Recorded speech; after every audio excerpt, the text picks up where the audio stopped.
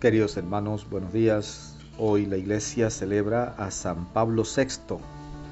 El 26 de septiembre de 1897 nace en Concesio, Lombardía, Italia, Giovanni Battista Montini, un niño frágil pero inteligente, perteneciente a una familia adinerada, a quien más tarde el mundo conocería como el Papa Pablo VI, el Papa peregrino. Ha sido el primer papa en visitar los 5 continentes promoviendo la educación católica y ayudó a la prensa católica. Fue canonizado por el Papa Francisco el 14 de octubre de 2018. Yo me atrevo a recomendar que usted busque la película El Papa bajo la tempestad.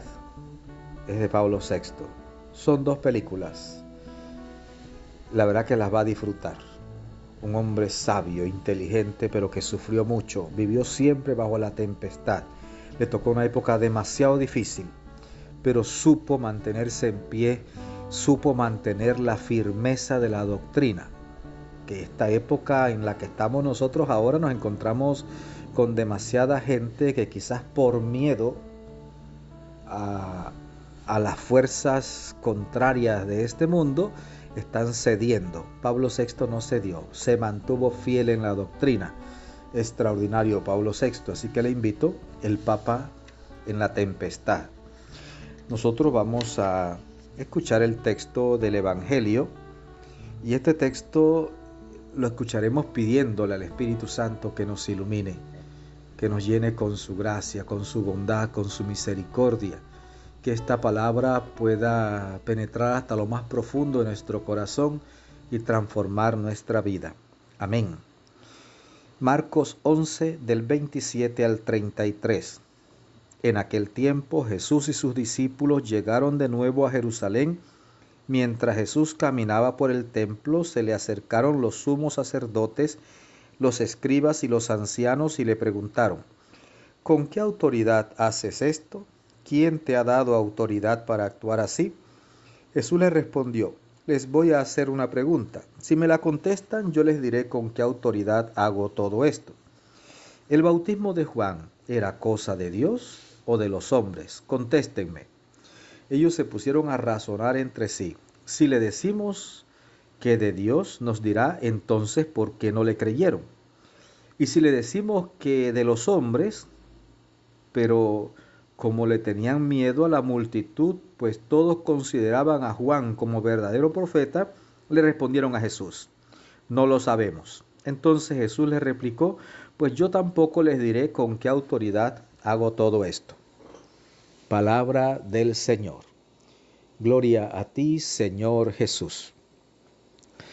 Pues queridos hermanos, fíjese que este texto es lo que aconteció después de el de ayer. Recuerde que ayer Jesús entró al templo y provocó un verdadero desastre porque humanamente hablando fue pérdida para todos los comerciantes que habían en el templo.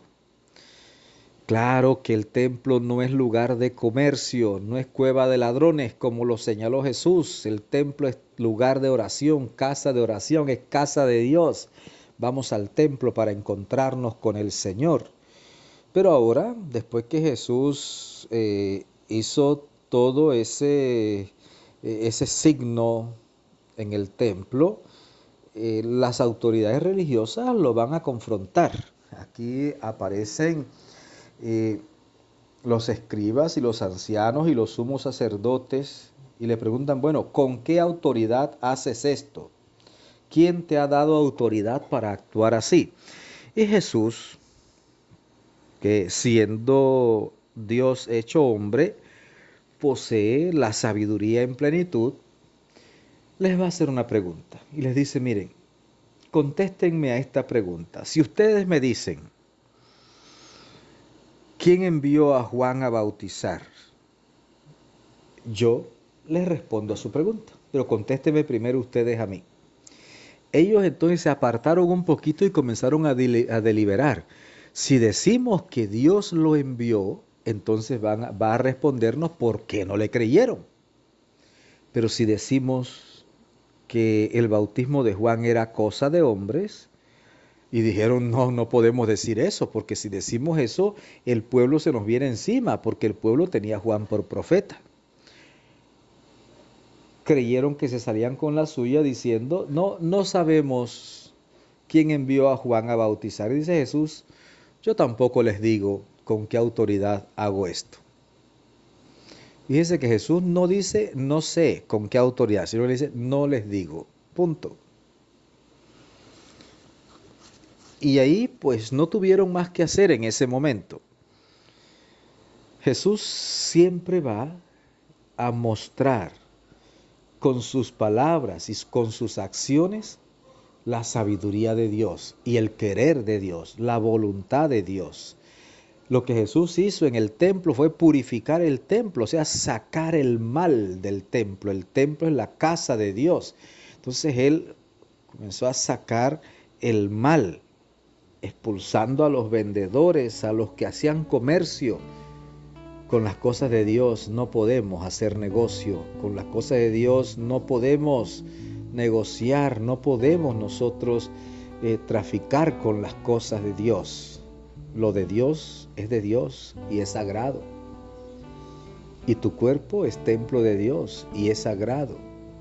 Y la capilla o el templo parroquial es de Dios, es la casa de Dios y es sagrado. Entonces, tú tienes que respetar el templo de Dios, la casa de Dios. Mi casa es casa de oración, pero muchas veces se convierte en cueva de ladrones. Querido hermano, que el Señor te bendiga abundantemente, que la Virgen Santísima te acompañe, que tengas un maravilloso día.